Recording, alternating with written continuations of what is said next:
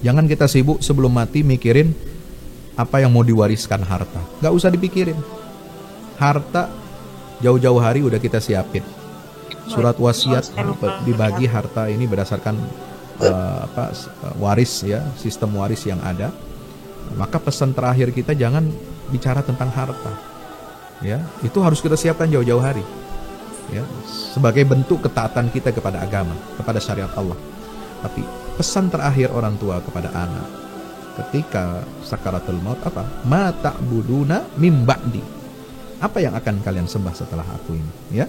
Nah, itulah yang diwasiatkan oleh Nabi Ibrahim kepada putra-putranya. Ya, wassa biha Ibrahimu banihi wa Yaqub. Demikian pula Nabi Yaqub, ya baniya innallaha astafa lakumuddin fala tamutunna illa wa antum muslimun. Ya, sesungguhnya Allah telah memilihkan untuk kalian agama, maka jangan kalian mati kecuali kalian dalam keadaan muslim, mati dalam keadaan Islam, insyaallah.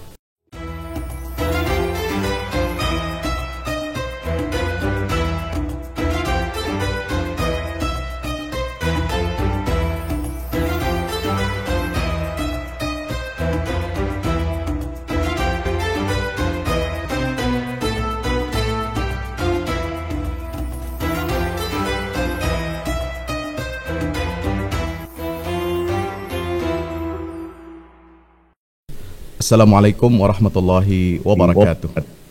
Waalaikumsalam warahmatullahi wabarakatuh. Wassalatu wassalamu ala Rasulillah wa ala alihi wa ashabihi wa man tabi'ahu wa nasarahu wa wala. La hawla wa la quwwata illa billah. Subhanaka la ilma lana illa ma 'allamtana innaka antal alimul hakim wa qur rabbi zidni ilma. Yang saya hormati, saya muliakan Bapak Ibu, Ayah Bunda, para wali santri sekolah Thoriq bin Ziyad Boarding School.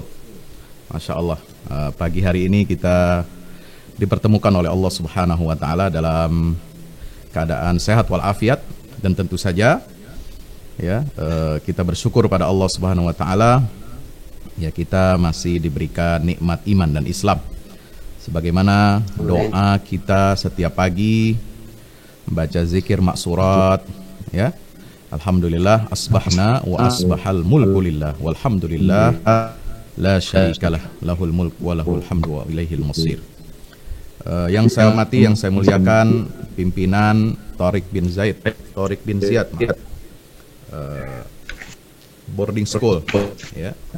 Itu guru saya, Ustadz kita semua ya.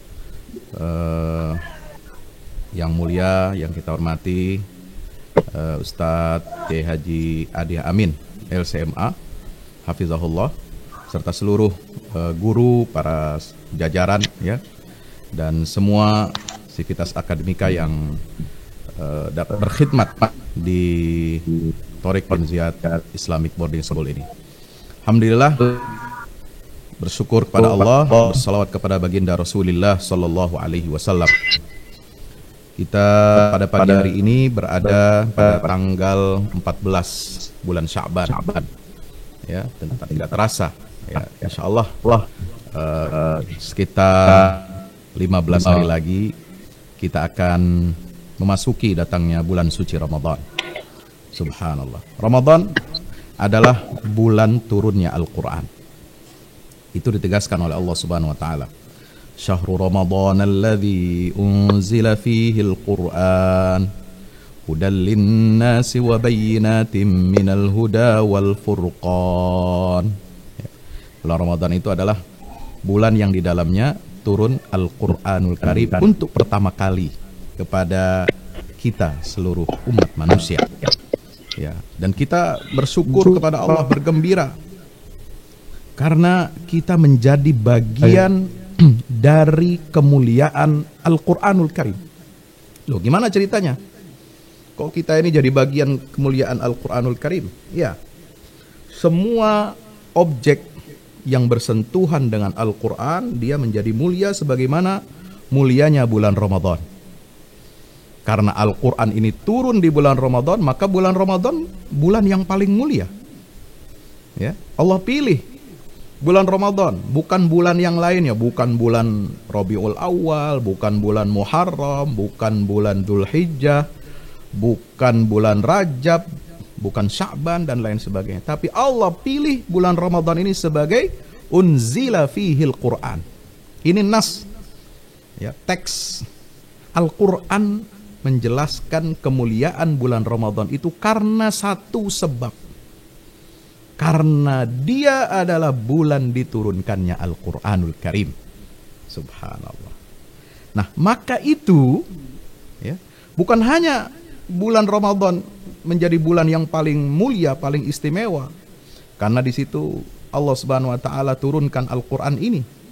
Tapi Nabi yang diturunkan kepadanya Al-Quran, Nabi Muhammad SAW adalah menjadi Nabi yang paling mulia, ya, Rasul di akhir zaman, Nabi yang paling mulia, Sayyidul Awwalina wal Akhirin, Sayyidul Mursalin, Nabiyuna wa Nabiyukum Muhammad Sallallahu Alaihi Wasallam. Beliaulah yang menjadi penghulu para Nabi dan Rasul, ya, yang itu dipersaksikan oleh Allah ketika peristiwa Isra dan Mi'rajnya Nabi kita Muhammad sallallahu alaihi wasallam yang sudah kita peringati sama-sama pada bulan Rajab yang lalu. Ya, belum lama ini. Subhanallah. Dan sebagai tanda peringat bahwa Nabi Muhammad ini adalah Nabi yang paling mulia, maka Allah alihkan kiblat dari Baitul Maqdis, kiblatnya nabi-nabi, rasul Bani Israel sebelum Rasulullah, ya, diangkat, diutus oleh Allah. Ya, itu kan semua kiblatnya para nabi dan rasul ini adalah Baitul Maqdis. Lalu kemudian Allah alihkan. Itulah dalam peristiwa tahwilul qiblah yang terjadi di bulan Sya'ban ini. Ada sebagian mufassir mengatakan pengalihan arah kiblat itu terjadi pada tanggal 15 Sya'ban. Wallahu a'lam. Artinya nisfu Sya'ban. Nah, itu salah satu juga barangkali yang menunjukkan keistimewaan hari ini. Selain nanti akan saya sebutkan sedikit, saya singgung.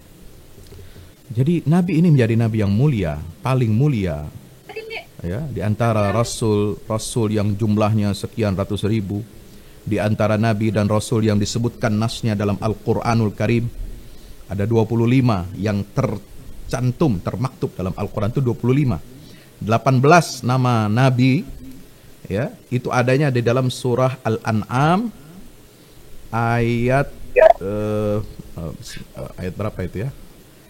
Itu ayat 63 sampai 67, 68. Yang ujungnya itu apa? Ulaikal ladzina hadahumullah fabihudahu muqtadih.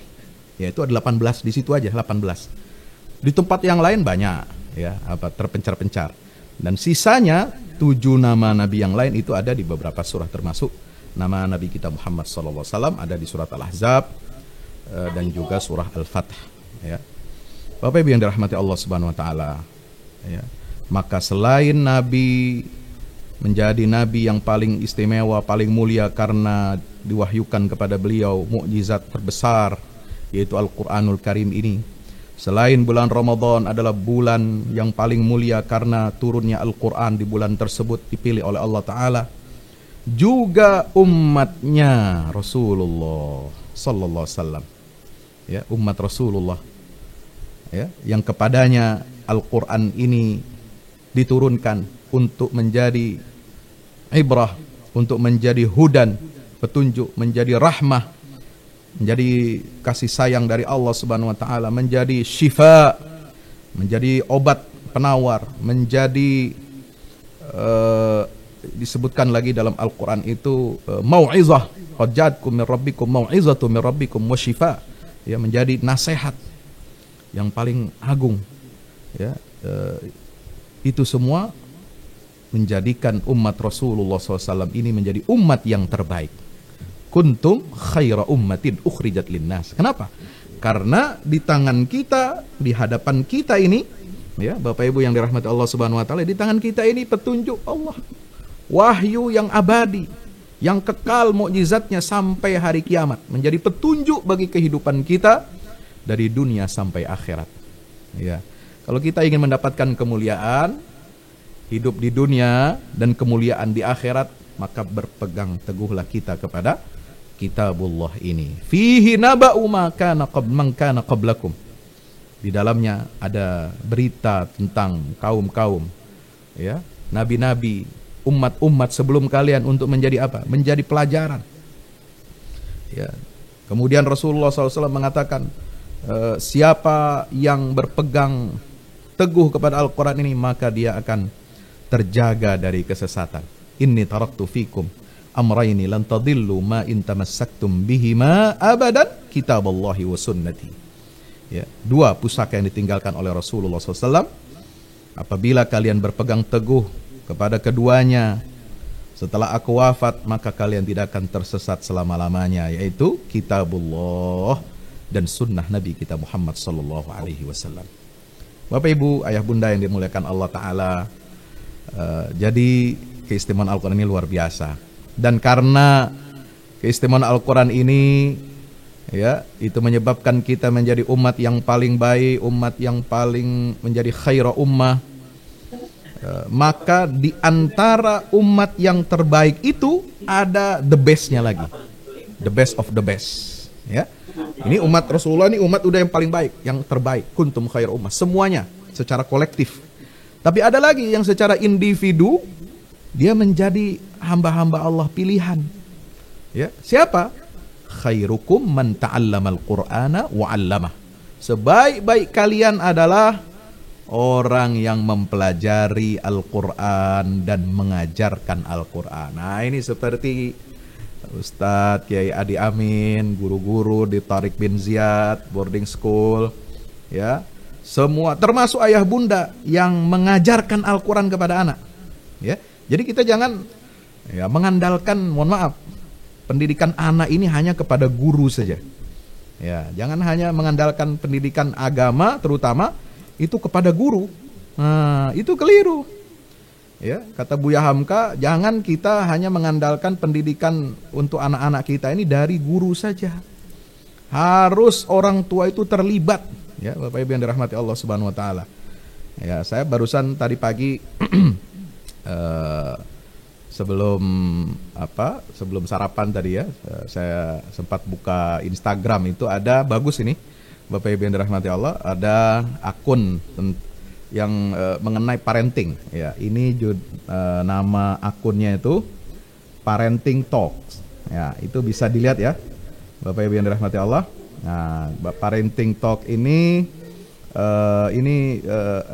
Talk Parenting, maaf, ya, terbalik, ya, ada Parenting Talk, ada Talk Parenting. Nah, Talk Parenting ini nama akun Instagramnya, ya. Itu pesan Hamka itu apa? Mendidik anak itu, kata beliau, dalam mengasuh dan mendidik anak-anaknya, iman orang tua tidak boleh lemah, sehingga menyerahkan pendidikan sepenuhnya kepada sekolah. Ya. Pendidikan di sekolah dan pendidikan di rumah itu saling berkaitan. Ya. Kenapa? Karena itu harus selaras. Jangan nanti pendidikan di rumah dengan pendidikan sekolah beda. Guru ngajarin apa, orang tuanya ngajarin apa, atau memberikan contoh yang tidak selaras. Ya. Karena itu harus, keluarga ini adalah sekolah pertama dan utama seorang anak. Masya Allah. Didikan dan pergaulan orang tua saat anak kecil itu sangat menentukan tingkah laku anak. Pelajaran karakter terbaik yakni melalui keteladanan orang tua. Itulah pesan dari Buya Hamka rahimahullah. Ya, subhanallah. Hamka sendiri kan punya cerita kisah yang mengharukan, ya.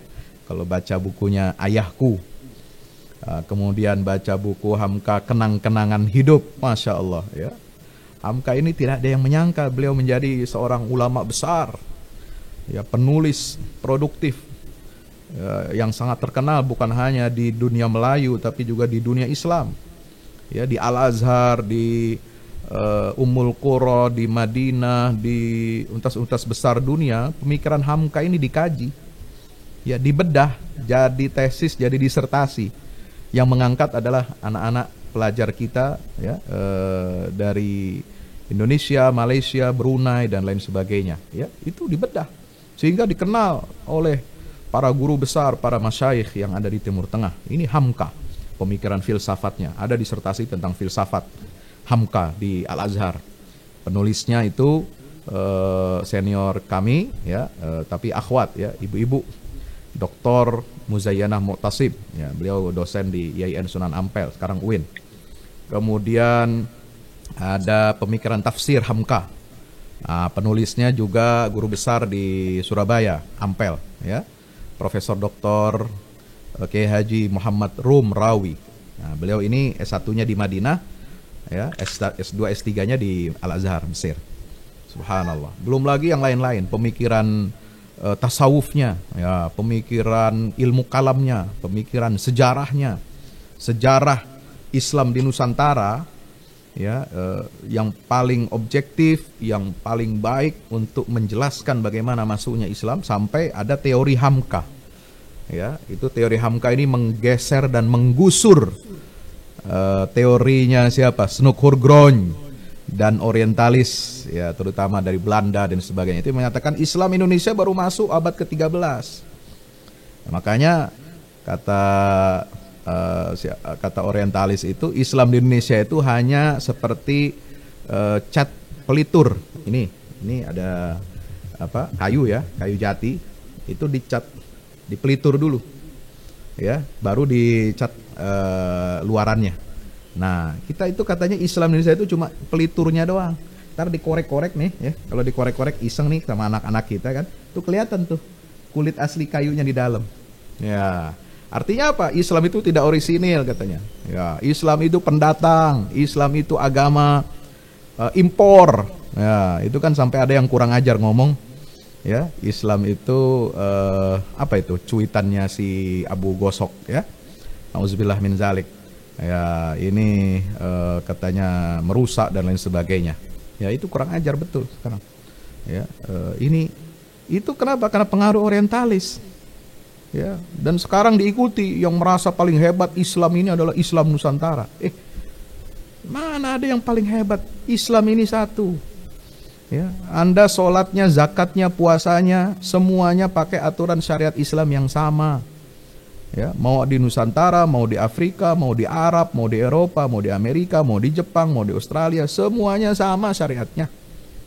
Ya, aturan hidupnya sama. Dalam aturan keluarga, fikih usrah, fikih muamalah, fikih politik, semua sama. Hanya ada nanti kelenturan-kelenturan fleksibilitas yang mura'atiz zuruf wal masalih al-ammah, ya, memperhatikan kondisi-kondisi dan kemaslahatan-kemaslahatan umum di tiap-tiap negara yang berbeda-beda, ya.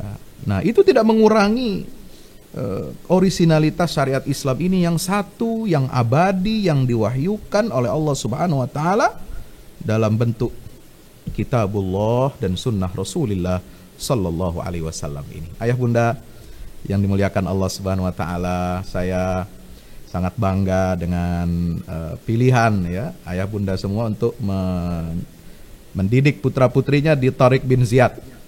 Masya Allah, saya sudah pernah mengunjungi boarding school ini waktu acara wisuda kalau tidak salah, ya, wisuda santri, sekaligus yang tahfiz Quran dan lain sebagainya. Cuma waktu itu saya datang terlambat, ya, karena jarak dari rumah ke mana ini, di mana, di daerah mana ini Ustadz, ya, di Bekasi mana? Cikarang. Nah, itu lumayan, ya. Apalagi waktu itu sedang pembangunan tol macam-macam, itu jadi macetnya luar biasa. Nah, kalau sekarang ini macetnya hari ini bukan karena kendaraan macet, ya, tapi internetnya macet, mati lampu. Jadi hampir setengah jam tadi, ya, di Jakarta yang jarang mati lampu, tadi tiba-tiba mati lampu. Masya Allah. Inilah musibah, ya. Ini sekecil apapun musibah, sampai lilin, ya, api lilin aja ketiup angin mati, kita disuruh istirja oleh Rasulullah. Innalillahi wa inna ilaihi raji'un. Ya, jadi Tariq bin Ziyad Islamic Boarding School ini luar biasa. Ya, banyak sudah mendidik, menghasilkan siswa-siswa, ya, alumni-alumni yang berkualitas, yang berpegang teguh kepada Al-Quran, cinta agama, memiliki ghirah Islam yang tinggi. Ini penting, ya, karena kalau orang hanya belajar agama tapi tidak cinta agama, ya, bisa-bisa ujungnya aneh-aneh, ya. Ya, Banyak orang belajar agama tinggi-tinggi sampai profesor, tapi ya suaranya kenapa nih? Ya itu nggak ada pengaruh ya pendidikan agama itu dalam perilaku kehidupannya sehari-hari. Nah baru kemarin ya ini sedikit cerita untuk menjadi ibrah buat kita semua ya. Ada seorang akhwat ya, dulunya akhwat ya, ini waktu kuliah S1 kedokteran di Cairo University ya, ini akhwat ya, bergabung dengan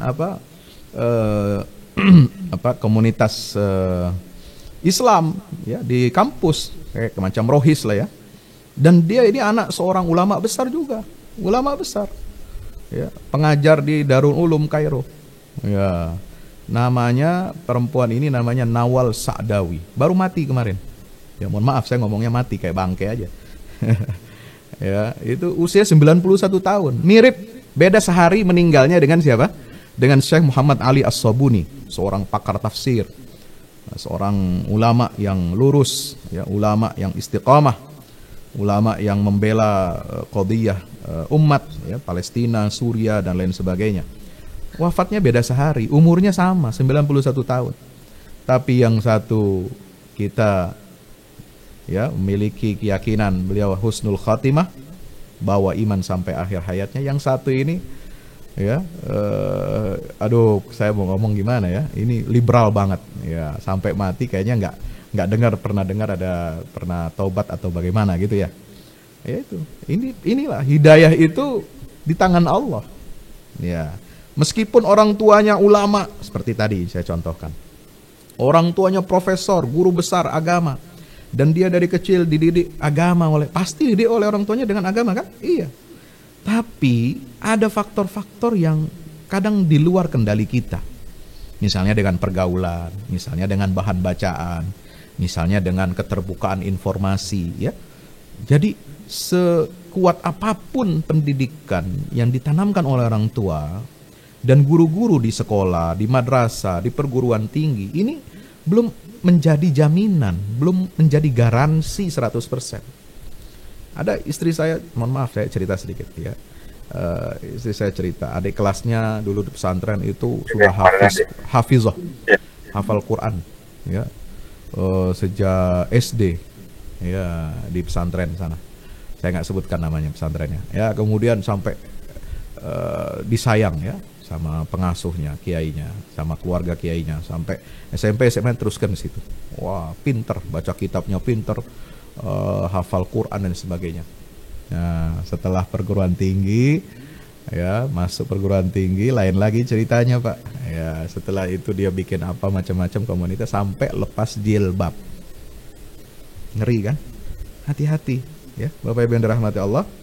Ini harus jadi ibrah pelajaran. Ini cukuplah dua cerita ini bikin merinding saya ya, bikin miris hati ini ya. Satu anak ulama besar tapi jadi tokoh feminis kaliber dunia ya, mengecam jilbab padahal dia dulu berjilbab ya, menghina syariat padahal dulu keluarganya sangat patuh kepada syariat. Allahu Akbar. Inilah ya, al-huda innal huda hudallah yahdi man yasha'u min ibadihi. Petunjuk itu semua betul-betul ya di tangan Allah Ta'ala. Kita nggak tahu, makanya kita minta lahir batin, minta khusyuk kita. Ihdinas siratal mustaqim, ya Allah tunjukkan kami ke jalan yang lurus ya. Bagi orang mukmin, bagi orang yang sudah muslim, minta tunjuk ke jalan yang lurus, minta hidayah itu bukan minta hidayah dari nol, tapi minta hidayah istiqamah ya, alas siratil mustaqim, istiqomah di atas jalan yang lurus itu. Karena ini rintangannya luar biasa. Setan itu menggoda anak manusia ini untuk menjerumuskan dia siang malam. Televisi, internet siang malam, nggak kenal waktu ya, menggoda anak-anak kita, menjerumuskan kita semuanya. Bahkan di ruang-ruang privat, di kamar mandi bisa lihat apa, di kamar pribadinya bisa lihat apa, macam-macam. Subhanallah. Maka itulah di sini pentingnya kita menjaga keistiqomahan, hidayah, minta kepada Allah agar dijaga, dikuatkan Allah. Kenapa? Huwa maulakum. Allah itu pelindung kalian. Ni'mal maula wa ni'man nasir, sebaik-baik pelindung dan sebaik-baik penolong adalah Allah Subhanahu wa taala. Sebagaimana sekarang kita corona ini, APD, orang pakai APD, dokter-dokter banyak yang kena. Padahal sudah pakai pelindung diri. Makanya kita tetap minta pelindung yang terbaik dari Allah. Ya, banyak orang yang kena COVID-19 itu bukan orang sembarangan. Bukan orang bodoh, Pak. Bukan orang, mohon maaf ya, tukang jual cilok atau supir angkot atau yang begitu, yang pekerja kasar, sektor-sektor informal ya. Tapi justru yang kena COVID ini orang terdidik, orang kantoran ya, yang ngerti bahkan pakai protokol kesehatan cukup baik gitu ya, tapi tetap kena. Makanya itulah, ini perumpamaan. Litakribil amsal fi dzihn. Ya, bahwasanya sebaik-baik pelindung itu adalah Allah. Ya. Huwa maulakum ni'mal maula wa ni'man nasir. Ya, maka teruslah minta perlindungan, pertolongan dari Allah Subhanahu wa taala yang terbaik untuk kita. Ayah bunda yang dimuliakan Allah taala. Nah, masuk pada topik inti, yaitu komunikasi orang tua kepada anak di dalam Al-Qur'an. Subhanallah, ini topiknya berat. Ya, tapi topik yang berat ini saya berusaha untuk hadirkan sebisa mungkin ya. Semampu saya, ya, sedangkal ilmu saya, sependek pengetahuan saya, interaksi dengan Al-Quran. Kalau kita bicara tentang orang tua kepada anak, ya, kita harus mencontoh dialog, ya, pelajaran-pelajaran yang ada dalam Al-Quran. Karena Al-Quran ini jelas tadi kami sampaikan mengutip ayat Allah, qad ja'atkum mau'izatum mir rabbikum wasyifaa'un lima fis sudur wa hudaw wa rahmatul lil mu'minin. Quran ini adalah nasihat kehidupan. Tidak ada nasihat yang lebih baik daripada Al-Quran.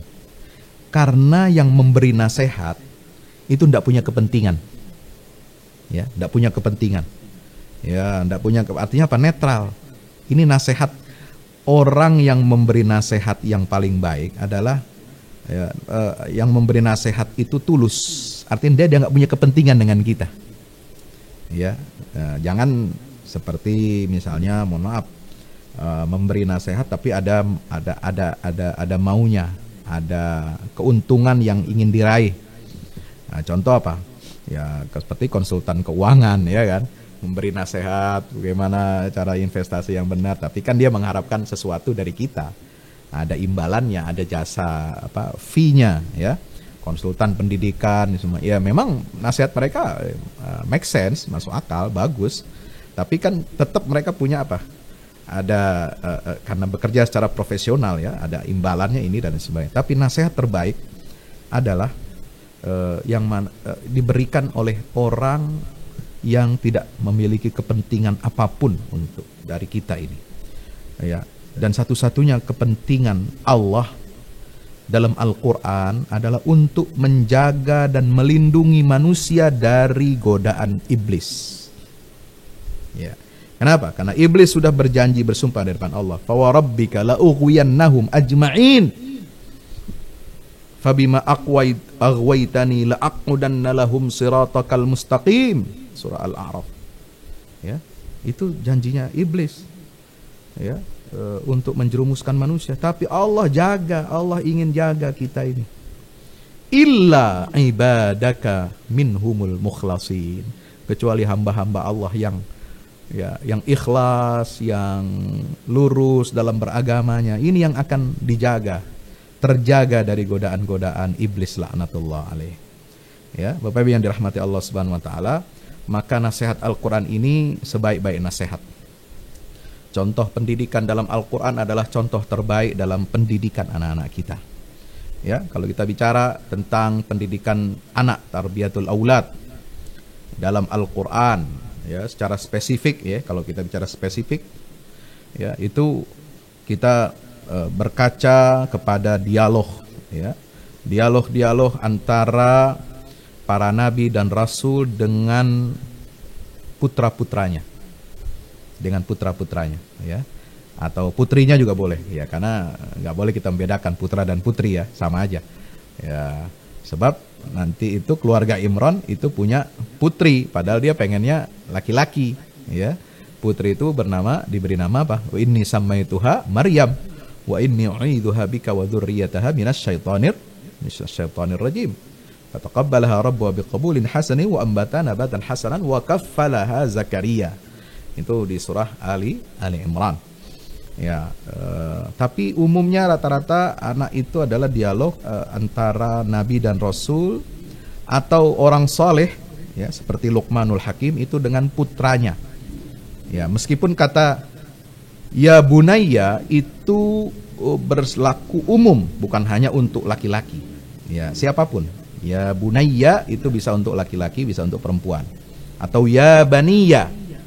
Ya, seperti ungkapannya Nabi Yakub, ya, dan Nabi Ibrahim, ya baniyya innallaha astafa lakumuddin fala tamutunna illa wa antum muslimun. Itu berlaku untuk laki-laki dan perempuan. Nah, maka menarik kalau kita lihat bahasa Al-Quran, redaksi Al-Quran yang isinya itu adalah komunikasi antara orang tua sebagai madrasah pertama dan utama untuk anaknya. Seperti dikatakan oleh Allahyarham Buya Hamka, ya, harus jadi madrasah pertama dan utama.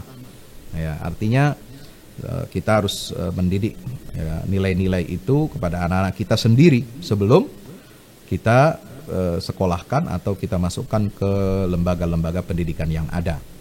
Nah, kalau kita lihat Al-Quranul Karim, ya, surat-surat Makkiyah, surah-surah Madaniyah, ya, itu penuh dengan taujihat Rabbaniyah, ya, arahan-arahan, orientasi-orientasi dalam pendidik putra dan putri kita.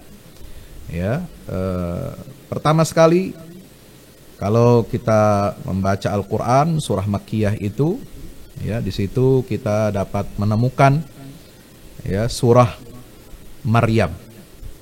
Lalu kemudian ada surah Luqman. Kemudian ada surat Hud. Ya. Kemudian ada lagi surah Al-Anbiya. Ada surah Thaha, ada Asy-Syu'ara dan lain sebagainya. Ya. Kalau kita bicara tentang surat Makkiyah. Nah, di surat Makkiyah ini kalau kita urutkan itu kita dapat melihat dalam surah Luqman ini menarik. Ya, Luqman ini bukan seorang nabi atau rasul. Meskipun ada sebagian ulama mengatakan beliau adalah, ya, nabi karena apa ucapannya itu seperti halnya wahyu, ya, seperti cerminan wahyu dari Allah Ta'ala. Artinya apa? Kita tidak usah masuk dalam pandangan apakah ini nabi atau bukan. Sama seperti ketika bicara tentang Khidir, ya, ketika Nabi Musa alaihissalam bertemu dengan seorang guru, ya, atainahu abdan min ibadina abdan min ibadina atainahu rahmatan min indina wa 'allamnahu min ladunna ilma. Itu dalam surat Al-Kahfi. Ya, itu Khidir ini apakah nabi ataukah orang saleh atau waliullah itu bukan kewenangan kita, ya, untuk mencari tahu yang jelas Nabi Khidir itu, ya, cuma sekali, seperti Luqmanul Hakim ini cuma sekali disebutkan dalam Quran, yaitu dengan suratnya bahkan dinamakan dengan surah Luqman, ya, walaqad ataina Luqmanal hikmata, maka dia dapat julukan Luqman al-Hakim, yang bijaksana. Ya, ini cuma sekali dalam Al-Quran. Keterangannya beliau ini identitasnya apa, nama lengkapnya apa, nama bapaknya siapa, ya, tempat tanggal lahirnya di mana, kapan, kemudian domisilinya di mana, kalau ada nicknya berapa gitu, ya, golongan darah dan statusnya itu gak ada dalam Quran. Karena Quran ini bukan buku induk catatan sipil, Pak, ya. Ya, Quran ini kitab hidayah, bukan kitab sejarah, bukan kitab catatan kependudukan. Ya, sama Nabi Khidir juga begitu. Cuma disinggung, bahkan namanya saja tidak disebutkan dalam Al-Quran. Khidir itu hanya disebutkan dalam hadis Nabi SAW. Ya, dan Musa disuruh oleh Allah berguru kepada beliau. Ya, itu tanpa menyebut identitasnya. Dan hanya sekali dalam Al-Quran. Ya, nasabnya tidak dijelaskan, di mana dia berasal, suku apa, bagaimana bentuknya, bagaimana kiprah perjuangannya. Kalau dia nabi dan rasul kan dijelaskan kiprahnya semua. Ada Nabi Nuh, Adam, Idris dan sebagainya ya, Hud, Saleh, Shu'aib, kemudian Lut, Ibrahim, lalu kemudian Ishak, Ismail, Yakub dan sebagainya. Itu kan dijelaskan jelas nasabnya, seusulnya, datang dari mana, tinggal di mana, ada keterangannya.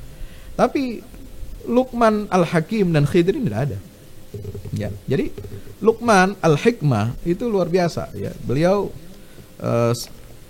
diabadikan namanya ini menjadi nama surat, luar biasa. Dan dia adalah sosok bapak, sosok ayah ya. Maka kalau kita lihat dialog-dialog itu dominan ayah ya dibandingkan ibu dalam mendidik anak. Ya, dalam mendidik loh ya.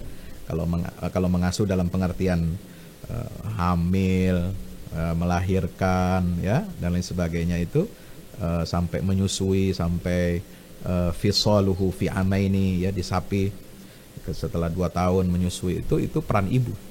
Tapi ketika bicara tentang pendidikan itu Al-Quran lebih banyak menggunakan ayah ya. Ibu itu hanya disebut perannya dalam surah Ali Imran dan surat Maryam ketika istri Imran bernazar ya.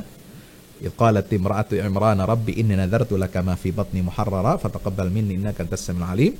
Falamma wada'atha dan seterusnya. Itu Ali Imran ayat 20 berapa? 23, 24, 25 ya. Kemudian kisah tentang Maryam ya, pendidikan Maryam, pendidikan single parent. Ini Maryam juga single parent nih.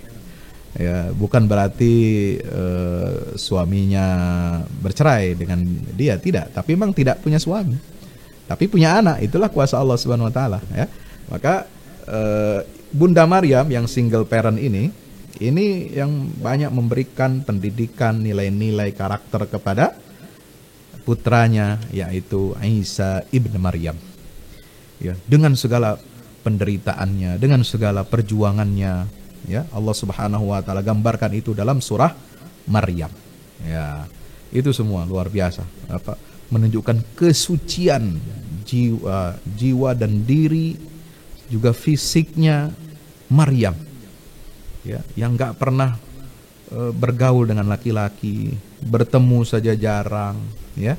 Mungkin kalau zaman sekarang sosok seperti Maryam ini dibilang ini perempuan stres kali ya, nggak pernah lihat laki-laki, nggak pernah disentuh laki-laki. Kenapa? Karena kebanyakan perempuan sekarang ya sudah bergaul rapat dengan laki-laki walaupun belum menikah. Ya, sudah dibawa kemana-mana, sudah dibonceng kemana-mana. Nauzubillah min zalik. Maka sekarang bisa jadi nilai itu berbalik, terbalik-balik ya nilai itu. Kalau dulu wanita yang baik-baik itu adalah wanita yang seperti figurnya, sosoknya seperti Maryam, tapi sekarang yang seperti Maryam mungkin dibilang antisosial, ya, dibilang stres, dibilang punya gangguan masalah kejiwaan, nggak kenal cowok, wah gitu ya, nggak pernah malam mingguan, nggak pernah boncengan sama laki-laki. Nah, dianggapnya ini perempuan aneh nih. Sama dengan laki-laki. Anak laki-laki kalau nggak pernah pacaran, nggak pernah boncengan sama cewek, ya, nggak pernah malam mingguan, katanya ini dianggapnya aneh. Sampai ada orang tua ibu bawa anak laki-lakinya ini ke psikiater, ditanya, ini anak saya bermasalah apa enggak ini? Udah umur sekian tapi nggak kenal cewek, gitu ya. Nah, Bapak Ibu yang dirahmati Allah, itulah zaman sekarang ya. Ini kita cerita kondisi zaman sekarang seperti itu. Nah, ini yang harus kita berikan. Nah, bagaimana anak ini mendapatkan pendidikan di dalam keluarga? Ya, cerita tentang Luqman itu di surah Makkiyah ya. Walaqad ataina Luqman al-hikmata, mulai dari ayat berapa? Ayah Bunda yang dirahmati Allah, ayat 11 ya. Sampai 19. Nah, itu surat Luqman. Nah, ini bisa kita baca ya. Itu di juz yang ke berapa? 21. Ya, juz 21. Jadi ayat 12 sampai 19 ya. Ini surat Luqman. Ya, ini semua disebutkan itu dengan kata-kata apa? Ya bunayya. Wahai anakku yang tercinta. Jadi kata-kata kalau ya beni, wahai putraku, itu biasa. Tapi kalau kita menyebut putraku atau putriku dengan bunayya, dengan isim tasghir. Tasghir itu apa? Ya, memanjakan dan menganggap dia kecil, anak kecil. Bukan berarti kita mengecilkan anak kita, tapi panggilan sayang, ya biasanya kita panggil sayang, orang tua manggil sayang ke anak itu kalau masih kecil ya, balita sampai umur 7 tahun itu manggil sayang ke anak itu betul-betul sini sayang, betul-betul memang sayang. Tapi kalau udah 10 tahun ke atas sayangnya lain, ya. Manggil sayang itu udah campur kesel-kesel dikit, ya kan? Wah, udah susah dibilangin, disuruh ngaji males, ya, disuruh belajar agak gimana gitu ya. Nah, itu panggilan sayang kepada anak usia 10 sampai 10 ke atas itu kayaknya udah campur-campur kesel. Tapi kalau dari bayi sampai 5 tahun itu masih imut-imut, manggil sayang itu tulus banget gitu kelihatannya, ya. Nah, ini ungkapan redaksi Al-Quran itu menggunakan ya bunayya, ya, memposisikan ini anak bukan anak kecil lagi. Ini anak sudah remaja, ya, putranya Luqman Al-Hakim ini. Dia sudah remaja, tapi dipanggil seperti halnya seorang ayah atau ibu memanggil anak balita yang penuh dengan kasih sayang. Apa? Artinya apa? Ada ketulusan di situ. Ya, ya bunayya wa huwa ya'izuhu ya bunayya. Ya, wahai anak kecilku, wahai anak kesayanganku. Nah, itu. Apa isinya? Nah, di situ tentang tidak berbuat syirik kepada Allah ini. Pertama yang tanamkan pendidikan tauhid. Ya, harus ditanamkan kepada anak-anak kita. Nah, jadi keluarga dan sekolah harus selaras nih pendidikan tauhidnya. Ya, jangan satu di keluarga mengajarkan tauhid, tapi di sekolah mengajarkan salam lintas agama, akan repot. Ya, om, apalah, aho, namu budaya gitu ya. Saya nggak hafal itu. Ya, itu saya juga baru tahu ini zaman sekarang, Pak. Zaman Pak Harto aja yang agak kejawen nggak pernah ngomong begitu. Cukup assalamualaikum warahmatullahi wabarakatuh. Ya, itu zaman Pak Harto. Ini zaman sekarang aneh-aneh pemimpin kita ini. Ya, salam lintas agama. Nah, itu. Jadi jangan pendidikan tauhid di rumah, nanti di sekolah diajarkan begitu. Ini nggak matching. Ya, nggak matching, nggak cocok ini. Berarti ini ada yang harus segera cabut, ya. Jangan begitulah pendidikan itu, ya. Lebih baik cari tempat yang lain, ya. Ya, itu harus ada keselarasan dalam pendidikan tauhid. Yang kedua, bakti pada orang tua. Itu ayat 14, ya. Penting untuk bersyukur, berterima kasih pada orang tua. Yang ketiga, ya, mendidik apa? Karakter muraqabatullah. Ya bunayya, ayat 16, innaha intaku mithqala habbatin min khardalin fatakun fi sakhratin aw fis samawati aw fil ardi ya'ti bihallah. Anak harus disadarkan bahwasanya setiap pekerjaan, perbuatan, amal sekecil apapun pasti akan dilihat, disaksikan oleh Allah, dan tentu saja ada balasannya. Ya'ti bihallah. Ya, ini harus kita tanamkan. Nah, ini juga harus selaras. Di keluarga dengan di sekolah harus matching. Jangan di keluarga ditanamkan begitu, di sekolah lain lagi. Diajarkan nggak percaya akhirat misalnya. Nauzubillah min zalik. Ya, silakan Anda berbuat apa saja sesuka Anda, ya. Anda bebas, ya, hak asasi manusia. Nah, kan repot kalau begini. Ya. Kalau nggak ada nilai-nilai agama, ya. Nah, Bapak Ibu yang dirahmati Allah Subhanahu wa taala, lalu kemudian pendidikan apa lagi? Nanamkan aqimis shalah wa'mur bil ma'ruf wanha. Nah, ini penting ini. Pendidikan salat.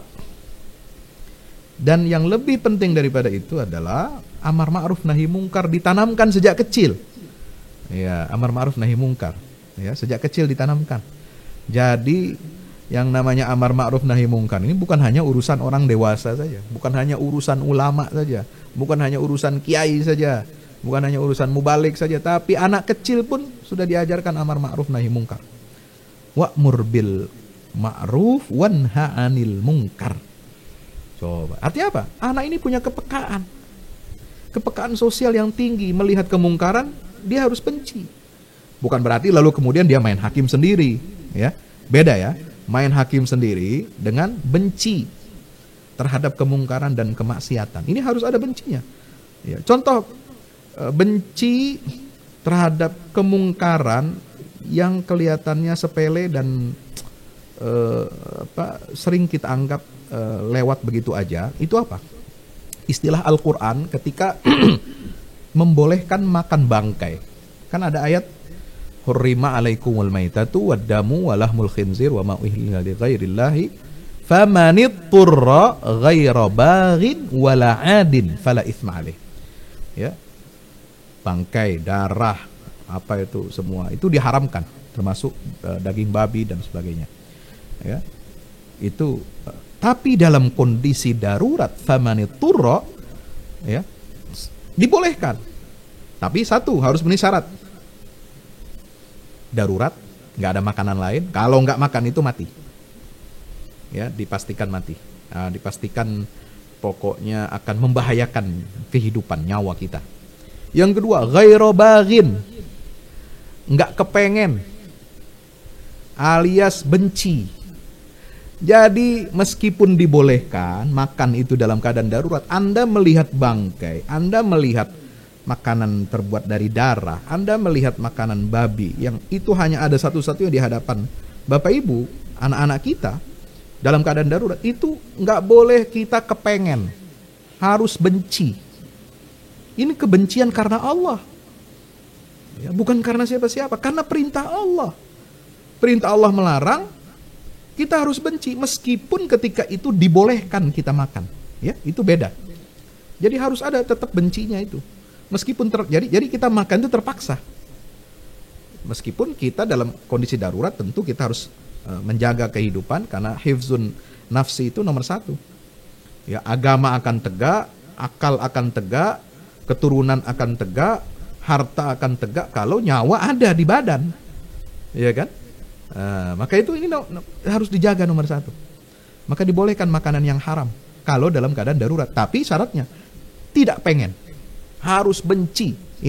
Ini aturan ini itu mengandung makna pendidikan tarbiyah yang luar biasa. Benci terhadap semua yang dilarang oleh agama. Nggak kepengenan, pengen aja enggak. Tapi karena agama membolehkan dalam keadaan darurat, oke. Tapi dalam hati tetap benci. Nah, benci ini harus dibawa sampai mati, ya. Benci terhadap kemungkaran dan kemaksiatan ini. Wala adin, yang ketiga, nggak boleh apa? Berlebih-lebihan makannya. Jangan karena udah dibolehin, ternyata makan daging babi enak. Wah lumayan juga nih daging babi, enak nih ya. Kata agama kita kok dilarang. Padahal ini daging enak nih rasanya. Kalau gitu kita bekal deh buat besok. Ya, gimana bekal? Nggak boleh. Makan secukupnya untuk saat itu, sampai nanti Anda lapar baru boleh lagi. Cari lagi yang baru. Ya, nggak boleh bekal buat nanti malam, bekal buat besok. Ya, bekal pas nyampe, kalau udah nyampe ke rumah misalnya, nih hilang di gurun di pegunungan gitu ya. Kemudian ditemukan oleh petugas gitu. Dia masih bekal. Ini masih bekal apa? Bangkai babi, dia masih bekal, katanya enak, ya, disimpan taruh di kulkas, besok digoreng sama dia. Nauzubillah min dzalik. Itu sudah keluar dari aturan syariat Allah Subhanahu wa taala. Ini contoh simpel, Pak, dari kaidah-kaidah agama kita, ya. Kemudian pendidikan apa? Jangan ibarat kata orang Betawi itu wala tusair khaddaka, itu jangan songong, ya, jangan sombong, ya. Jangan tinggi hati, la tamshi fil ardi maroha.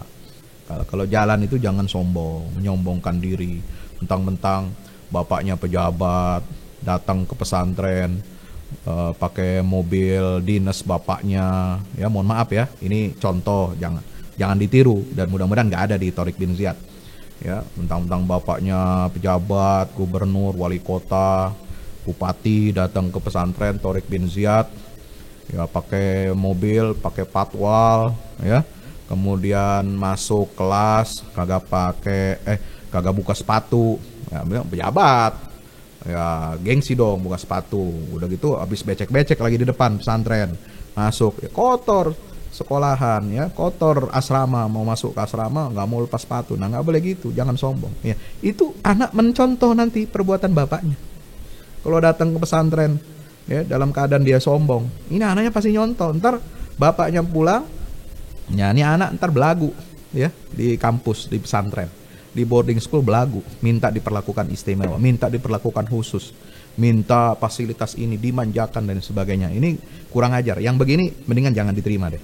Atau diterima tapi harus ya ada pendidikan khusus, ya. Ada penggemblengan khusus nih, ya. Jangan disatuin sama yang lain dulu, ya. Kudu di strap dulu, ya. Kudu disiplinin dulu nih, ya. Kemudian terakhir, ya, itu adalah bagaimana berjalan ini ada tata krama, waqsid fi masjid. Kemudian bersuara, ini etika dalam kehidupan sosial. Bersuara, mengeluarkan suara itu jangan keras-keras, jangan teriak-teriak, ya, jangan mengganggu tetangga, mengganggu teman, mengganggu orang lain, mengganggu kenyamanan dan ketenangan kita semua. Nah, itu surah Luqman, ya.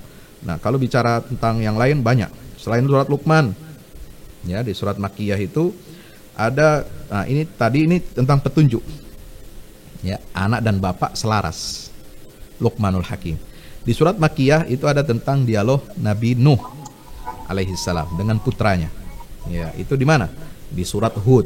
Ini sangat menyentuh hati kita. Ketika ayah dan anak itu kan mestinya selaras, mestinya sejalan. Apalagi ini nabi. Ya. Malu dong, atau ibaratnya bukan malu, ya. Ustadz aja, ulama kalau anaknya kagak beres, kagak bener, kan malu dia. Pengen sekali anaknya didapat hidayah. Walaupun dia sudah dididik, digembleng dari kecil dengan nilai agama, tapi ternyata menyimpang, menyeleweng, kan tetap orang tua walau bagaimanapun punya rasa malu dan tetap ingin anaknya itu masuk surga. Karena orang tua yang normal, ya, catat baik-baik. Orang tua yang normal, orang tua yang waras adalah orang tua yang punya visi bagaimana sekeluarga dia ini bisa masuk surga sama-sama. Nggak pakai ada perpisahan. Tahu perpisahan? Perpisahan jalan, satu ke surga, satu ke neraka. Nah, nanti di situ ada goodbye. Kan nggak enak, Pak, cerita kayak gitu kan. Ini namanya melodrama. Ya, nggak enak banget, udah sedih. Ya, satu keluarga masuk surga, satu keluarga masuk neraka. Ini kan sedih banget gitu. Dan kalau orang tua cuek-cuek aja, ini berarti orang tua nggak normal. Orang tua yang normal, yang waras, ya, yang sesuai dengan fitrahnya adalah orang tua yang pengen semuanya, anak, istri semuanya bareng-bareng, yuk kita masuk keluarga. Ya, jangan sampai ini keseret jadi masuk neraka. Ya. Nah, ini yang dialami secara spiritual, secara kejiwaan, secara emosional dialami oleh Nabi Nuh alaihi salam. Ya, Nabi Nuh gimana kurang mendidik anaknya, Pak. Ya, jangan dikira oh tuh kasihan deh Nabi Nuh. Ya, anaknya ahli maksiat, anaknya kafir, anaknya malah tenggelam, ya. Jangan, Pak. Jangan merasa kita lebih baik dari Nabi Nuh. Nggak boleh kita bilang begitu. Atau lihat tuh istrinya Nabi Nuh, ya. Daraballahu mathalan lilladzina kafaru imra'ata Nuhin wa imra'ata Lut kanata tahta abdaini min ibadina. Tuh kesian tuh. Nabi Nuh dikhianati oleh istrinya. Udah gitu anaknya nakal, anaknya maksiat, dua-duanya anak dan istri masuk neraka. Kasihan deh. Nggak boleh gitu. Jangan kita merasa lebih baik dari Nabi Nuh. Itu kenapa Nabi Nuh mengalami seperti itu? Ini untuk menjadi pelajaran buat kita. Ya, ada skenario juga dari Allah. Bagaimana? Karena Allah mengatakan apa? Doroba. Allah membuat perumpamaan. Doroba. Ini jadi pelajaran, jadi ibrah. Karena kalau nggak ada ini kita nggak bisa belajar tentang pendidikan tarbiyah untuk istri, anak-anak, untuk keluarga kita. Ya, maka itu dihadirkan contoh-contoh ini. Ya, untuk pelajaran bagi kita. Dan jangan merasa kita lebih hebat dari Nabi Nuh. Oh, lihat dong istri gue udah selain cantik, ya, jilbabnya bagus, rapet, ahli ibadah, rajin baca Quran, nggak kayak istri Nabi Nuh. Jangan sombong, ya. Anak saya tuh lihat tuh cakep, cerdas, hafal Quran, ini dan sebagainya, berprestasi, ya, masih lebih hebatan saya daripada Nabi Nuh. Jangan, ya, jangan sekali-kali ngomong begitu. Ini coba rasakan, berempatilah kepada kisah Nabi Nuh alaihi salam. Ya, ini penting. Karena sama-sama juga Nabi Nuh mengatakan ya bunayya. Ya bunayya rukam ma'ana wa la takum ma'al kafirin. Wahai anak kesayanganku, ya bunayya. Padahal ini anak udah gede, udah dewasa. Irkam ma'ana. Ya bunayya, dia panggil seperti panggilan sayang masih kecil. Artinya apa? Tulus manggilnya. Harapan dan doa Nabi Nuh kepada anaknya sangat tulus, pengen anaknya selamat dunia akhirat. Irkam ma'ana, sini nak, ayo nak, naik sini, naik kapal sini, ya, bersama kami. Irkam ma'ana wala takum ma'al kafirin. La haula wala quwwata illa billah. Jangan kamu bersama orang-orang kafir, ya. Nauzubillah min dzalik. Qala sa'awi ila jabali ya'simuni minal ma'. Qala la 'asimal yawma min amrillah. Ya, itu. Ya, Bapak Ibu rahmati Allah. Ini kisah ini sangat menyentuh. Ya, kita baca, kita tadabburi surat Hud, ya, ayat 42. Kemudian ayat 43 sampai kemudian Nuh berteriak minta kepada Allah buat terakhir kalinya. Wa nada Nuhur rabbah faqala rabbi inna ibni min ahli wa inna wa'dakal haqq wa anta ahkamul hakimin. Subhanallah. Coba bayangkan, jadi orang tua begini beratnya, begini susahnya, ya. Sampai beliau mengatakan, ya, Nabi Nuh alaihi salam mengatakan apa? Itu ya Rabb, ya Tuhanku, sungguhnya putraku ini adalah termasuk keluargaku. Ya. Berilah dia hidayah, berilah dia keselamatan.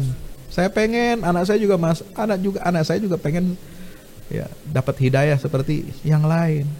Ya, selamat. Ya, ikut jalannya saya, subhanallah. Tapi itulah takdir Allah menentukan. Ya, apa kata Allah? Qala ya Nuh innahu laisa min ahlik. Anak yang tidak segaris dengan, ya, jalan hidup, manhaj kehidupan syariat yang ditempuh oleh orang tuanya, maka dia bukanlah keluargamu. Innahu laisa min ahlik. Innahu amalun ghairu salih. Ada qiraat yang baca innahu amila ghaira salih. Karena dia, putramu itu, mengerjakan sesuatu yang tidak baik, ghaira salih. Tapi kalau innahu amalun, kalau kita bacaan qiraat Hafs an Asim, innahu amalun ghairu salih. Pekerjaan perbuatan anakmu itu tidak baik, tidak soleh. Ya, Bapak Ibu dirahmati Allah. Nah, itulah. Maka ini perjuangan Nabi Nuh alaihissalam, ya, harus jadi contoh, jadi ibrah buat kita semuanya, ya. Ini surat Makkiyah, ya, cerita tentang Luqman, cerita tentang Nabi Nuh yang antagonistis, ya, yang bertentangan nih. Ini semua jadi pelajaran. Nah, kalau kita lihat surah Madaniyah ini yang terakhir, karena waktu, ya, sudah 9.40. Mohon maaf karena tadi terlambat juga, ya, setengah jam lebih saya. Itu di surat Madaniyah, ya, tentu tadi ada surat Maryam, ya, di surat Makkiyah itu tentang pendidikan ibu, ya, pendidikan ibu juga ada pengaruhnya, ya, kepada putra-putranya, ya, itu yang diajarkan oleh Maryam kepada Isa. Makanya Nabi Isa putra Maryam ini dididik oleh dua tokoh hebat, ya. Yang pertama adalah, ya, Maryam itu sendiri, ibunya. Yang kedua adalah Zakaria. Karena itu dia bertemannya dengan siapa? Kalau Zakaria dididik oleh Zakaria ini mendidik ibunya Maryam, ya, ibunya Maryam. Lalu kemudian setelah Zakaria melihat, ya, bahwasanya Allah memberikan makanan hidangan dari surga untuk Maryam di mihrabnya, maka lalu kemudian Zakaria memohon kepada Allah. Hunalika da'a Zakaria rabbah qala rabbi habli min ladunka dzurriyyatan thayyibah innaka sami'ud du'a. Minta anak. Ya, baru sadar Nabi Zakaria bahwasanya itu rezeki semua dari Allah. Ketika ditanya dari mana ini makanan, wahai, ya, anakku, putriku Maryam, ya, ini anak putri asuhnya karena keponakannya. Qalat huwa min indillah innallaha yarzuqu may yasha bighairi hisab. Itu adalah semua dari Allah. Allah berikan rezeki kepada siapa yang Dia kehendaki tanpa perhitungan. Maka Zakaria baru sadar, ya Allah, saya kok pendek sekali pengetahuan ilmu saya. Ini Ini contoh bagaimana orang tua, orang sepuh bisa mendapatkan pelajaran berharga dari anak yang jauh usianya lebih muda dari dia. Yaitu dari siapa? Maryam, yang kelak menjadi ibu Nabi Isa alaihissalam. Ini pelajaran. Ini seorang nabi saja baru dapat pelajaran itu dari Maryam. Lalu kemudian hunalika, pada saat itulah dia berdoa kepada Allah. Karena mendengar ucapan yang bernas dari Maryam, maka Zakaria berdoa kepada Allah. Kalau Allah memberi rizki tanpa hitung-hitungan, ya, kepada siapa yang dikehendaki, masa saya minta anak saja enggak, pasti enggak mungkin ditolak. Maka dia berdoa kepada Allah. Rabbi habli min ladunka dzurriyyatan thayyibah innaka sami'ud du'a. Ya, maka itu Allah memberikan kabar gembira, Allah yubashshiruka biyahya musaddiqan bikalimatin wa sayyidan wa hasura wa nabiyyan minas salihin. Ya, Nabi Yahya. Maka Yahya dan Isa ini berteman. Maka dua-duanya disebutkan. Yahya di dalam surat Maryam mengalami penindasan, Isa juga mengalami penindasan. Yahya mendapatkan perlindungan, keselamatan dari Allah. Wassalamu alaihi yauma wulida wa yauma yamutu wa yauma yub'atsu hayya. Ya, keselamatan, salam sejahtera untuknya siapa? Yahya. Pada hari ketika dia lahir, hari ketika dia mati, matinya dieksekusi, Pak, sama Yahudi, dibunuh. Ya. Wa yauma yub'atsu hayya, pada hari ketika nanti dia dibangkitkan hidup kembali dari alam kubur. Kalau Nabi Isa, ya, mau dieksekusi, mau dibunuh, mau disalib, tapi diselamatkan oleh Allah, maka Allah mengatakan wassalamu alayya. Nah, jadi kalau Yahya itu yang nyebut tadi langsung Allah, ya. Nah, di sini Nabi Isa mengatakan wassalamu alayya. Dia berdoa kepada Allah, salam keselamatan, semoga keselamatan Allah berikan kepadaku yauma wulidtu wa yauma amutu wa yauma ub'atsu hayya. Pada hari ketika aku lahir, hari ketika aku nanti mati. Ya, kapan mati Nabi Isa? Matinya kapan, Pak? Sekarang masih hidup, ya, di langit. Kita nggak tahu hakikat kehidupannya, tapi Allah angkat Nabi Isa pada malam penyaliban itu. Ya, tidak disalib oleh manusia durjana itu, Allah angkat, diganti dengan muridnya yang diserupakan wajahnya dengan Nabi Isa alaihissalam. Hidup beliau, masih di langit ini masih hidup. Nanti di akhir zaman, ya, akan turun lagi kembali ke dunia, akan membunuhi Dajjal, akan mematahkan kayu-kayu salib, ya, patung-patung, dan membunuh Dajjal. Baru setelah itu beliau wafat, ya, setelah ada Imam Mahdi turun, ya, maka wafat. Nah, itulah wafatnya normal. Nah, wassalamu alayya yauma wulidtu wa yauma amut, pada hari aku mati nanti, makanya disebutkan amut nanti, karena sekarang dia belum mati. Wa yauma ub'atsu hayya, nanti ketika hari aku dibangkitkan dari alam kuburku ketika hari kiamat, semoga salam kesejahteraan untuk aku, ya.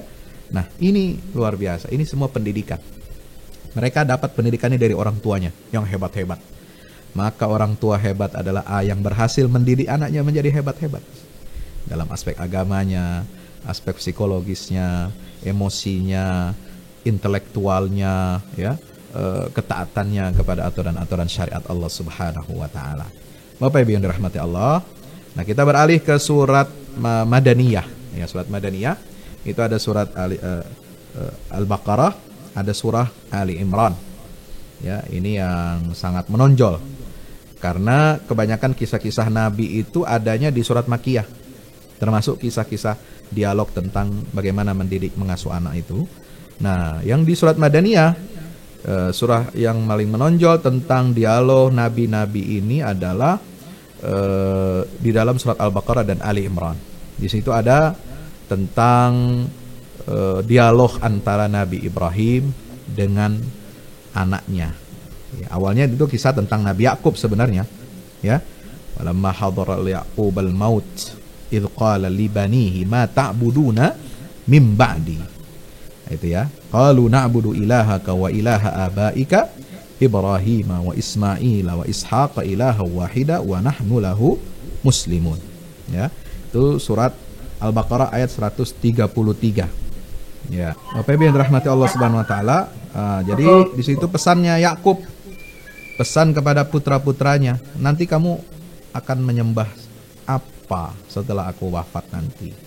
Nah, ini orang tua minta komitmen tauhid, komitmen ibadah dari putranya. Jadi pendidikan orang tua itu sampai mati, sampai sakaratul maut. Orang tua pesannya apa? Kamu nanti jaga sholat, kamu nanti jaga hubungan silaturahim dengan saudaramu, kamu nanti jaga ibadahmu, kamu nanti jaga keturunanmu, keluargamu dengan nilai-nilai agama. Itu harus pesan orang tua kepada anak sebelum mati. Jangan kita sibuk sebelum mati mikirin apa yang mau diwariskan harta. Gak usah dipikirin. Harta jauh-jauh hari udah kita siapin. Surat wasiat dibagi harta ini berdasarkan waris ya, sistem waris yang ada. Maka pesan terakhir kita jangan bicara tentang harta. Ya, itu harus kita siapkan jauh-jauh hari. Ya, sebagai bentuk ketaatan kita kepada agama, kepada syariat Allah. Tapi pesan terakhir orang tua kepada anak ketika sakaratul maut apa? Ma ta'buduna mim ba'di. Apa yang akan kalian sembah setelah aku ini? Ya. Nah, itulah yang diwasiatkan oleh Nabi Ibrahim kepada putra-putranya. Ya, wassa biha Ibrahimu banihi wa Yaqub. Demikian pula Nabi Yaqub, ya baniya innallaha astafa lakumuddin fala tamutunna illa wa antum muslimun. Ya, sesungguhnya Allah telah memilihkan untuk kalian agama, maka jangan kalian mati kecuali kalian dalam keadaan muslim, mati dalam keadaan Islam, insya Allah. Nah, itu pesannya Bapak Ibu yang dirahmati Allah. Terakhir, ya, di surat yang lain juga banyak ini. Terakhir adalah dialog keluarga di akhirat, Pak. Tepatnya di mana? Di surga. Ya, saya teringat firman Allah Subhanahu wa taala di dalam surah At-Tur, ya, walladzina amanu wattaba'athum dzurriyyatuhum biimanin alhaqna bihim dzurriyyatahum wama alatnahum min amalihim min syai' kullu mri'im bima kasaba rahin. Ya, itu At-Tur ayat 21. Ya, silakan dibuka ayah bunda yang dirahmati Allah Subhanahu wa taala. Ya, surat At-Tur ayat 21, ya. Itu jelas sekali, subhanallah. Ya. Orang-orang yang beriman, yang sukses adalah mereka yang jejak langkah mereka diikuti oleh keturunannya, anak cucunya. Ya, alhaqna bihim dzurriyyatahum. Kalau imannya diikuti oleh anak cucu kita, makanya doanya kita apa? Rabbana hablana min azwajina wa dzurriyyatina qurrata a'yun waj'alna lil muttaqina imama. Ya, doa terus kepada Allah supaya anak kita ini, cucu kita, keturunan kita bukan hanya 1, 2 keturunan, sampai 7 turunan, sampai lebih, terus mengikuti jejak. Dzurriyyatan ba'duha mim ba'din. Nah, itu. Ya, ingat penggalan ayat ketika Allah mengatakan Allah memilih keluarga Imran dan keluarga Ibrahim. Ya, innallaha astafa Adam wa Nuhan wa ala Ibrahim wa ala Imran 'alal alamin. Apa alasannya? Dzurriyyatan ba'duha min ba'd. Mereka dapat mendidik generasi demi generasi sesuai dengan didikan pertama. Itu yang diwariskan turun-temurun. Salatnya, puasanya, zakatnya, kebiasaan sedekahnya diturunkan. Dan ini yang menjadi manhaj kurikulum anak-anak kita. Terus sampai mereka juga berkeluarga, sampai mereka punya cucu, anaknya punya anak, anaknya punya cucu, terus begitu. Dzurriyyatan ba'd. Jadi copy paste dalam kebaikan. Kurikulum yang baik yang diajarkan orang tua kita, ini harus kita teruskan. Jangan terhenti, jangan terputus generasi, ya, dengan kurikulum yang baik yang pernah dicontohkan oleh orang-orang tua kita dahulu. Nah, di ayat yang ke-25, nah, perhatikan ayah bunda. Terakhir, mohon maaf, izin. Terakhir sekali. Ini dialog di dalam surga. Subhanallah. Setelah Allah mengatakan, wa amdannahum bifakihatin wa lahmin mimma yashtahun yatanazza'una wa yatufu alaihim Nah, di ayat 25 itu apa? Wa aqbala ba'duhum ala ba'din yatasaalun. Mereka yang masuk surga bersama keluarganya, mereka terbengong-bengong. Ya. Mereka tersipu-sipu, mereka tersenyum bahagia dan mereka ngobrol, Pak. Coba ayo bayangkan, ya, ayah bunda ini tolong sekali-kali waktu kumpulin keluarga. Nak, ayo kita baca ayat ini, Nak. Kita bayangkan nikmatnya kita ngobrol sambil ngopi-ngopi, ngeteh-ngeteh di sorga, Pak. Ya, mohon maaf ini contoh. Ya. Ya. Gimana enaknya kita makan pisang goreng, makan singkong rebus, ya. Kemudian ada sambal lenca kata orang Sunda, ya.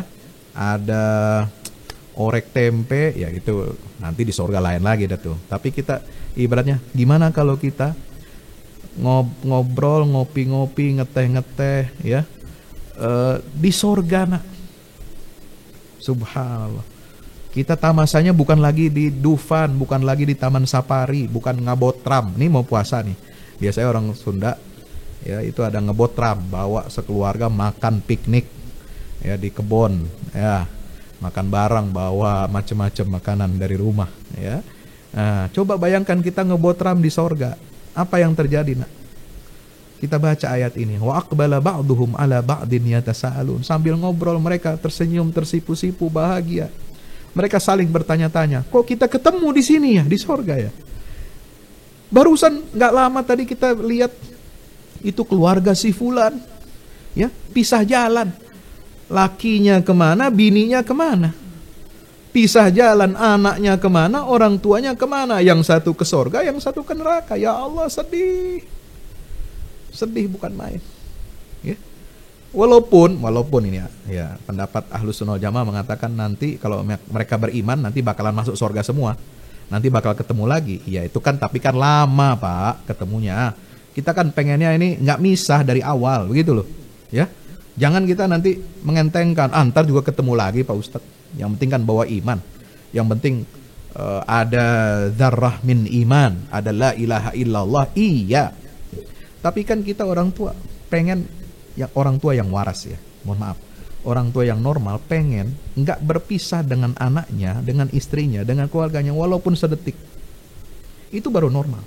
Kalau ente mau berpisah dengan anak kita, dengan keluarga kita, istri kita, suami kita, beribu-ribu tahun, yang satu dibakar dulu di neraka, yang satu masuk surga, gimana perasaannya, Pak? Kesepian, ya, nggak enak. Walaupun ditemani bidadari surga, ditemani ghilmanun mukhalladun bi aqwabi wa abariqa wa ka'sim min ma'in, tetap ada yang kurang kalau keluarga kita ini nggak masuk surga. Kita pengennya dari awal bareng-bareng. Wa aqbala ba'dhum, makanya mereka tersenyum. Aqbala, ya Allah, selamat kita nih. Aqbala ba'dhum ala ba'din yatasaalun. Ya. Mereka saling bertanya-tanya. Apa yang menyebabkan kita ini masuk surga? Allah. Qalu, ini perhatikan dialog. Ini dialog nyata, Pak. Ini dialog nanti akan terjadi di dalam surga. Allah sudah bocorkan rahasia. Inilah kehebatan Al-Quran. Mukjizat Al-Quran, dia sanggup menembus ruang dimensi, ruang waktu, sampai ke dalam surga dan ke neraka. Obrolan ahli surga, obrolan ahli neraka dicantumkan, dibawa sebagai wahyu oleh malaikat Jibril kepada Nabi Muhammad SAW. Untuk apa? Jadi peringatan buat kita. Ya, ini hebatnya Quran. Jadi kita baca Quran, kita renungi, ini kita isi otak kita ini dunia akhirat. Semua alam semesta ada di sini. Obrolan ahli surga masuk dalam hati, obrolan ahli neraka masuk dalam hati kita. Ini hebatnya baca Quran, Pak. Maka jangan sia-siakan wahyu Allah ini. Khatamkan Quran di bulan Ramadan. Saya mengajak ayah bunda, saya punya program, mohon maaf, ini sedikit info saja. Ya, mau nonton nggak nonton silahkan. Saya punya program tadarus dan tadabur Quran 1 juz per malam. Ya, jam 9 malam setiap hari di bulan Ramadan ba'da tarawih. Ya, silahkan bagi yang mau menyaksikan, sama-sama kita tilawah, saya baca 1 juz. Ini baca bener Pak, bukan baca asal-asalan ya. Dengan tajwidnya insya Allah, mudah-mudahan Allah terima ya. Ini sebagai syiar ya. Setelah kita baca tilawah 1 juz, saya lanjutkan dengan tadabbur. Apa yang kita baca itu 1 juz isinya ya. Insya Allah mudah-mudahan bermanfaat. Maka jawaban itu apa? Qalu inna kunna qablu fi ahlina musfiqin. Sungguhnya kami di dunia dahulu itu ya menanamkan rasa takut kepada azab Allah di dalam keluarga. Ini penting nih, ini tolong dikasih bold ya istilahnya, dikasih tebal hurufnya, dikasih garis bawah, underline ya, underline dan bold. Ini penting. Di dunia dulu kami menanamkan rasa takut kepada azab Allah kepada keluarga kami. Ini rahasianya. Famannallahu alaina wa qana adzabas samum. Sehingga Allah memberikan karunia kepada kami dan memelihara, melindungi kami dari siksa neraka azab, api neraka as-samum yang menyala-nyala. Nauzubillah min zalik ya. Bapak Ibu yang dirahmati Allah Subhanahu wa taala, mohon maaf apabila ada hal-hal yang kurang berkenan di hati Bapak Ibu semuanya, dan yang benar itu datang dari Allah, yang keliru mudah-mudahan Allah ampuni saya, dan kita semua dapat mengambil ibrah pelajaran dari kajian kita pada pagi hari ini. Aqulu qouli hadza astaghfirullah li wa lakum. Sekali lagi selamat menyambut datangnya bulan suci Ramadan. Selamat kepada ayah bunda yang memiliki banyak waktu saat ini untuk menemani putra-putrinya di rumah ya, karena situasi pandemi ini betul-betul kurikulum dari sekolah harus diterapkan di rumah-rumah kita sekarang ini ya. Temani anak-anak kita, keluarga kita, insya Allah itu adalah menjadi ladang amal soleh yang berpahala di sisi Allah Subhanahu wa taala. Aqulu qouli hadza astaghfirullah li wa lakum. Wassalamualaikum warahmatullahi wabarakatuh.